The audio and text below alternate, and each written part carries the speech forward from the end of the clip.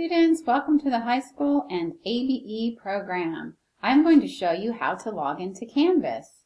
To log into Canvas, you want to go to Google and type in Santiago Canyon College. And click on Santiago Canyon College. And click on the college. And here, we're on the college website. You will find Canvas up here in the right-hand corner. Scroll down once you get to the Canvas page and click on Login. For your login, you'll need your username and password. They were in the email that the registration office sent you. Enter your username. It will look very similar to mine.